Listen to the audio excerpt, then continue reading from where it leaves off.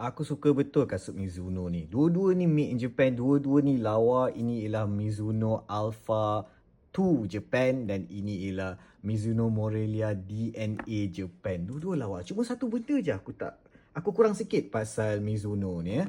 Kalau kita tengok ni kan, tali dia. Tali dia nampak macam tali biasa tapi actually tali dia kan bila pegang dia macam tali yang aku boleh rasa dia akan resap air kau-kau.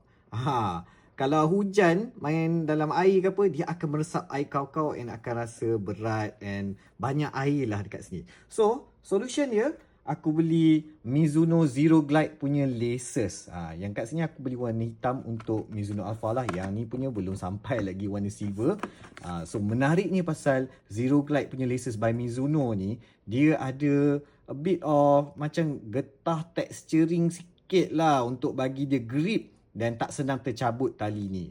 And also dia tak serap air lah. So Zero Glide punya teknologi ni lebih kurang macam ni lah dalam bahagian insole untuk Mizuno Alpha. Actually the whole dalam kasut ni memang pakai teknologi Zero Glide. So aku beli yang 130cm sebab kasut ni 26cm. So kalau boleh tengok belakang ni, lepas tu range dia 130cm untuk 25.5 ke 28cm. Now aku nak pasang je. Okay, ni secara close up aku tunjuk korang tali Zero Glide dengan tali yang biasa. Tengok tali yang biasa ni it's just a tali yang biasa, nampak berbulu pula tu tali dia kan. Kalau tali Zero Glide pula kat sini nampak ni. Dia flat design and then nampak tu. Nampak tak dia macam ada grip sikit tu. Kalau korang pegang ni kau boleh rasa ada grip dia kat sini. Tak adalah melekit gila tapi kalau korang ikat tali kasut insya-Allah tak senang terbuka.